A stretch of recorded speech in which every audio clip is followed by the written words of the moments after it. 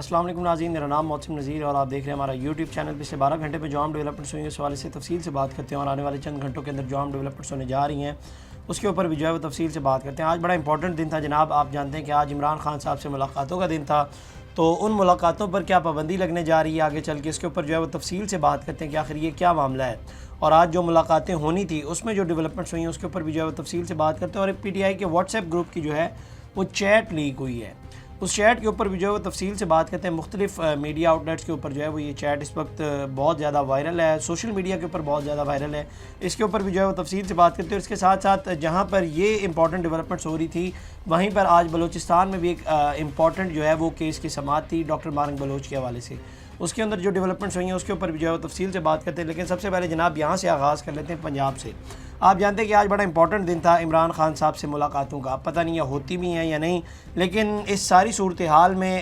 جو شروع سے آج دن بھر میں جو ڈیولپمنٹ ہوئی ہیں، علیمہ خان صاحبہ انہوں نے ایک درخواست دائر کی ہوئی تھی عمران خان صاحب سے ملاقات کرنے حوالے سے انسداد دہشت گردی کی عدالت میں۔ وہاں جج امجد علی شاہ تو ان کے پاس یہ درخواست جو ہے وہ سبمٹ کی گئی اور کہ جی ان کی جو ہے وہ عمران خان صاحب سے ملاقات کروائی جائے۔ اس درخواست کو بعد میں منظور کر لیا گیا تھا، اور اس میں کہا گیا تھا کہ جناب جج صاحب کی جانب سے کہ سپرنٹینڈنٹ اڈیالہ جیل کو جو ہے وہ علیمہ خان صاحبہ اور عمران خان صاحب کی آپس میں ملاقات کروائیں۔ اس کے بعد یہ خبر آئی کہ جناب انہوں نے کورٹ نے کہا کہ جی اسلام آباد ہائی کورٹ نے جو ہے وہ پہلے ہی اس قسم کی ایک درخواست کے اوپر جو ہے وہ آرڈر دے چکی ہے، تو بہن کی بھائی سے جیل میں ملاقات کرانا جو ہے وہ جیل مینول کے اندر بھی موجود ہے، تو وہ ملاقات جو ہے وہ ہو سکتی ہے، اس میں کوئی رکاوٹ نہیں ہے۔ تو بعد میں عدالت کا یہ آرڈر لے کر علیمہ خان صاحبہ اور ان کے وکلاء جو ہیں وہ علیمہ خان صاحبہ کے ہمراہ بتایا جاتا ہے کہ وہ لوگ جو ہیں وہ اڈیالہ جیل کے لیے روانہ ہو گئے، لیکن ابھی تک جب تک ہم یہ ویڈیو ریکارڈ کر رہے ہیں تب تک جو ہے وہ وہاں پر پہنچے بھی نہیں ہیں، نہ وہ پہنچے بلکہ دیگر جو فیملی ممبران ہیں جس کے اندر ان کے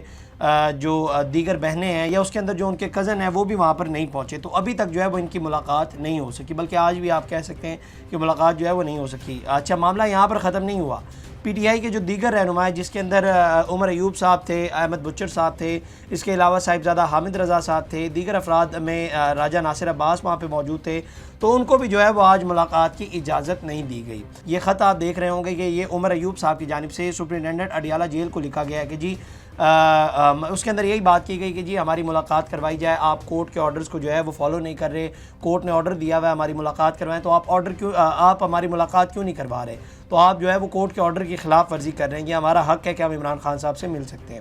اچھا، یہ بات تو طے ہے کہ حکومت یا جیل انتظامیہ اپنی ہر ممکن کوشش کر رہی ہے کہ یہ ملاقاتوں کا سلسلہ جو ہے وہ روکا جائے۔ اچھا، اب اس کے اندر 3-4 اسپیکٹس ہیں، 3-4 اس کے ریزلٹس نکل سکتے ہیں، وہ میں آپ کو بتا دیتا ہوں۔ پہلا اسپیکٹس تو یہ ہے کہ پی ٹی آئی کے ایک جو گروپ ہے، پی ٹی آئی کے اندر آپ جانتے ہیں کہ 2 گروپ ہیں، ایک گروپ وہ ہے جو اسٹیبلشمنٹ کے ساتھ انگیج کرنا چاہتا ہے اور چاہتا ہے کہ وہاں سے کوئی رزلٹ نکلے، اور دوسرا گروپ جو ہے وہ وہاں سے انگیج نہیں کرنا چاہتا اور وہ نہیں چاہ رہا کہ وہاں سے رزلٹ نکلے۔ اچھا، جو گروپ جو اسٹیبلشمنٹ کے ساتھ انگیج کر رہا ہے یا ریزلٹس کی کوشش کر رہا ہے ان کو ایکسیس دی گئی ہے اور ان کی جو ہے وہ ملاقاتیں ہو رہی ہیں، لیکن جو جاری بات ہے رکاوٹیں پیدا کر رہے ہیں، جو راستے میں روڑے پھینک رہے ہیں، ان کو جو ہے وہ ایکسیس نہیں دی جا رہی اور ان کی جو ہے وہ ملاقاتیں بھی نہیں ہو رہی۔ اچھا، یہ کوئی نیا نوشن بھی نہیں ہے، یہ پچھلے 3-4 مہینے میں جو پی ٹی آئی کے اندرونی اختلافات جس طرح سے چل رہے ہیں نا، یا جو کچھ بھی پی ٹی آئی کے اندر چل رہا ہے، تو ان لوگوں کے متعلق جو دوسرا گروپ ہے جو بیسیکلی اسٹیبلشمنٹ سے انگیج کرنا چاہتا ہے، وہ یہ سمجھتا ہے کہ جی یہ تو ایک تو یہ لوگ جب جاتے ہیں خان صاحب کے پاس تو پھر وہاں پر جو ہے وہ ان کو بھڑکاتے ہیں، ان کو کوئی رائے دیتے ہیں کہ جی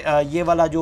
والا معاملہ ہے، اس روٹ سے ہم نے آنا ہے، یہ والا روٹ جو ہے وہ ہم نے نہیں اختیار کرنا، بھڑکایا جاتا ہے بیسیکلی، اور وہ یہ چاہتا ہے کہ ان کی ملاقاتوں کے اوپر جو ہے وہ کسی طریقے سے جو ہے وہ پابندی لگائی جائے، یہ ملاقاتوں کو جو ہے وہ کم سے کم کر دیا جائے۔ اور جو دوسرا بات چیت کرنے والا گروپ ہے وہ یہ، اچھا اس کے اندر بھی جو ہے وہ 2 گروپس آتے ہیں۔ جو دوسرا گروپ ہے نا جو اسٹیبلشمنٹ کے ساتھ انگیج کرنا چاہتا ہے، وہ یہ 2 لوگوں کو سمجھتا ہے کہ 2 لوگوں کی وجہ سے جو ہے وہ یہ معاملات آگے نہیں بڑھ رہے، جس کے اندر ایک تو یہ گروپ ہے جو خان صاحب کو جا کر بھڑکاتا ہے، جس کے اندر سلمان اکرم راجہ صاحب ہو گئے یا علیمہ خان صاحبہ بھی ہو گئی، وہ بھی یہ سمجھتے ہیں کہ اسٹیبلشمنٹ کے حوالے سے کہ وہاں سے ریزلٹس جو ہیں وہ نہیں آنے چاہیے۔ اور دوسرا جو گروپ ہے وہ ان کے ہیں یوٹیوبرز۔ اچھا، وہ گروپ یہ چاہتا ہے کہ یہ ملاقاتیں جو ہیں وہ اتنی آرام سے نہ ہوں، ان کو جو ہے اسکویز آؤٹ کر دیا جائے۔ اب اسکویز آؤٹ کیا ہے بیسیکلی، یعنی کہ اگر ان کی ملاقاتیں 10 ہو رہی ہیں تو ان کی جو ہے وہ 2 ہونی چاہیے کہ کم سے کم ملاقاتیں جو ہوں تاکہ کم سے کم جو ہے وہ خان صاحب کو یہ لوگ جا کر بھڑکا سکیں۔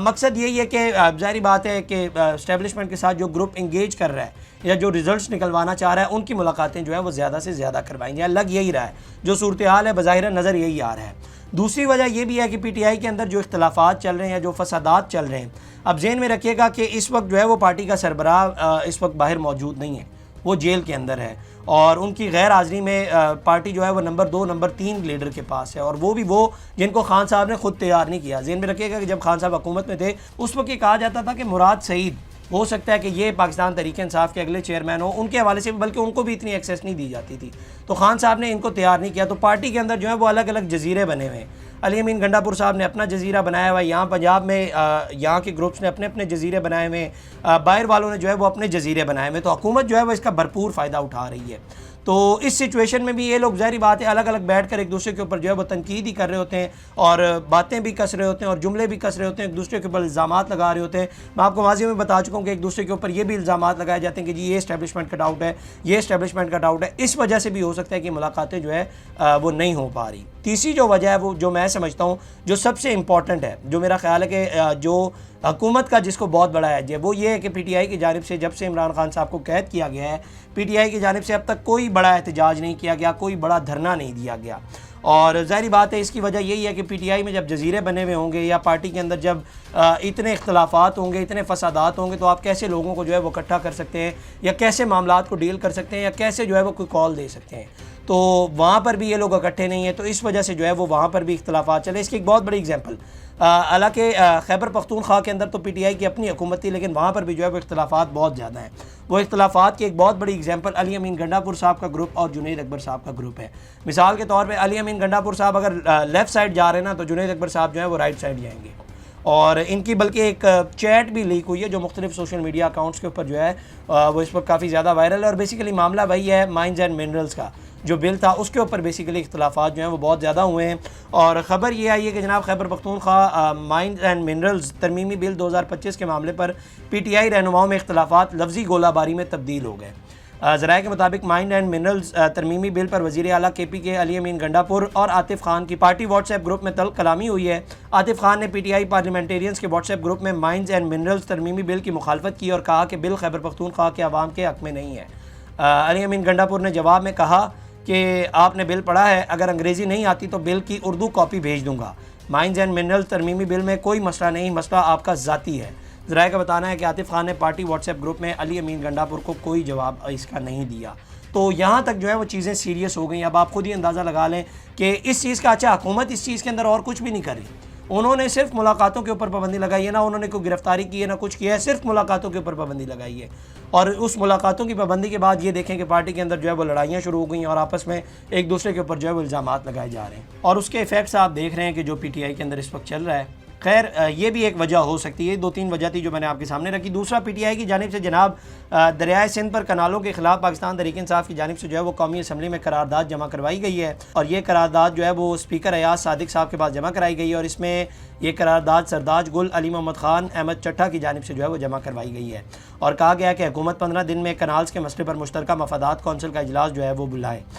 اس کے بعد اس کے اوپر جو ہے وہ زرتاج گل صاحبہ نے بعد میں میڈیا سے گفتگو کرتے ہوئے کہا کہ جی یہ قرارداد جو ہے وہ ایجنڈے کے اوپر جو ہے وہ بحث کے لیے کل ہی مقرر کی جائے اور اس کے اوپر جو ہے وہ بات چیت کی جائے۔ اچھا، پیپلز پارٹی بھی جو ہے وہ اس کے اوپر اپنی واضح پوزیشن دے چکی ہے، یا سندھ اسمبلی آپ کہہ لیں، سندھ اسمبلی کے اندر یا اس کے علاوہ بھی، اور یہ وہ بھی کہتے ہیں کہ کنالیں وغیرہ جو ہیں وہ نہیں بننی چاہیے، اس سے سندھ کا پانی جو ہے وہ سفر ہوتا ہے، اور تو اس ساری صورتحال کے اندر اگر اس سچویشن کو دیکھا جائے تو پیپلز پارٹی اور پاکستان تحریک انصاف جو ہیں وہ اس صورتحال میں جو ہے وہ قریب آ سکتے ہیں، یہ ایک موقع ہے۔ لیکن ظاہری بات ہے پی ٹی آئی کے اندر کئی ایسے لیڈر ہیں جو یہ سمجھتے ہیں کہ پیپلز پارٹی جو ہے وہ اس میں ڈبل گیم کر رہی ہے، وہ یہ کہتے ہیں کہ جناب یہ اوپر سے تو کہہ رہے ہیں کہ جناب یہ نہیں ہونا چاہیے، لیکن یہ اندر سے جو ہیں وہ قبول بھی کر کے بیٹھے ہوئے ہیں۔ لیکن ظاہری بات ہے یہ قبل از وقت بات ہے، بعد میں اب جب یہ پوائنٹ آئے گا پتہ چلے گا، اور جب وقت آئے گا تبھی پتہ چلے گا کہ کون کہاں پہ کھڑا ہوا ہے، کس کی کون سی واضح پوزیشن ہے۔ اس کے علاوہ جناب اب کچھ بلوچستان کے حوالے سے بات کر لیتے ہیں۔ بلوچستان میں آپ آج جانتے ہیں کہ بڑا امپورٹنٹ دن تھا اور ایک بڑی امپورٹنٹ ہیئرنگ تھی،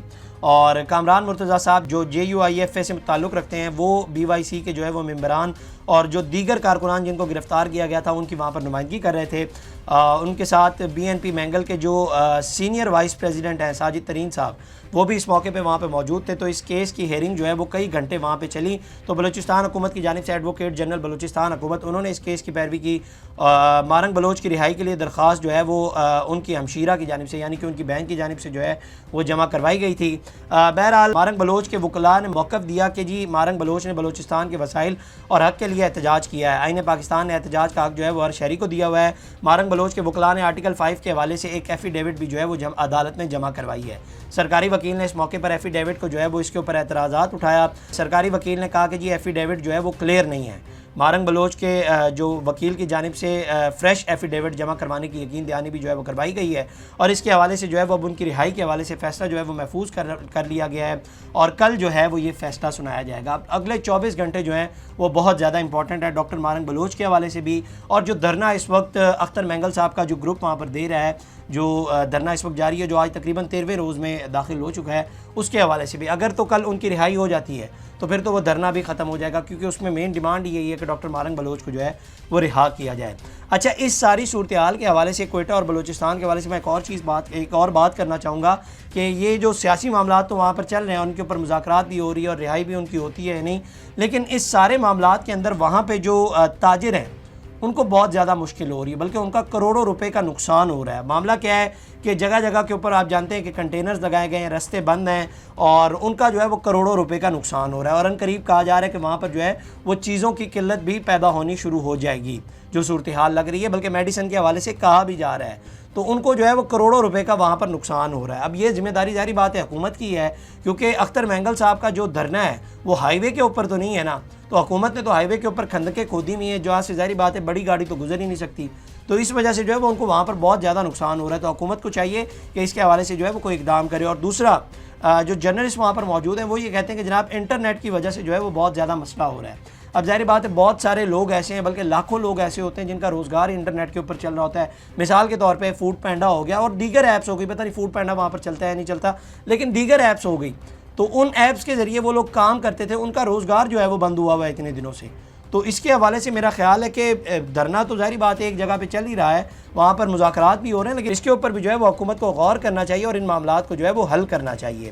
اچھا جی, اس کے علاوہ ایک اور جو خبر آئی ہے وہ BLA کے حوالے سے, دہشت گردی کے حوالے سے بھی آپ کو خبر دے دیتے ہیں, اور وہ یہ کہ جناب کوئٹہ کے علاقے سریاب میں جو ہے وہ کل ایک واقعہ پیش آیا تھا. موبائل پولیس کے اوپر جو ہے وہ فائرنگ کی گئی, اور اس کے نتیجے میں سب انسپیکٹر اور 2 اہلکار جو ہے وہ شہید ہو گئے اور ایک زخمی ہوا, جبکہ فائرنگ کے بعد جو ہے وہ ملزمان وہاں سے فرار ہو گئے. اب یہ ذہن میں رکھیے گا کہ ڈاکٹر مارنگ بلوچ کی ہیئرنگ سے ایک دن پہلے کے کارروائی ہے. تو پولیس کا کہنا ہے کہ جی کوئٹہ کے علاقے مسنوم روڈ کے اوپر شیخ زاید ہاسپٹل کے قریب نامعلوم دہشت گردوں نے موبائل پولیس کے اوپر حملہ کیا, اور اس میں سب انسپیکٹر عبدالولی تنولی اور 2 جوان جو ہے وہ شہید ہوئے, جبکہ ڈرائیور جو ہے وہ اس میں شدید زخمی ہوا ہے. اب BLA نے جو ہے وہ اس کی ذمہ داری بھی اٹھائی, اور انہوں نے کہا کہ جی یہ حملہ جو ہے وہ ہم نے کیا ہے. ایک جگہ پہ حکومت دھرنے کے معاملات کے اوپر جو ہے وہ ریزالو کرنے کی کوشش کر رہی ہے, اور اس کو جو ہے وہ سب کچھ کوشش کر رہی ہے, لیکن دوسری جانب جو ہے وہ دہشت گرد وہاں پر دندناتے پھر رہے ہیں. اور دوسرا BYC یا اختر مینگل صاحب کو بھی جو ہے وہ BLA کی جانب سے ایک واضح پوزیشن لینی پڑے گی, چیزیں ورنہ مزید پیچھے ہٹتی جائیں گی, کیونکہ جب تک وہ واضح پوزیشن نہیں لیں گے تب تک معاملات جو ہیں وہ ریزالو نہیں ہو سکتے. تو یہ جناب اب تک ڈیولپمنٹ تھی. اگلی ویڈیو میں آپ سے دوبارہ ملاقات کریں گے. اللہ نگہبان. اس طرح کی اور ویڈیوز دیکھنے کے لیے سبسکرائب کیجیے ہمارا چینل اور دیکھتے رہیے PSPKG نیوز.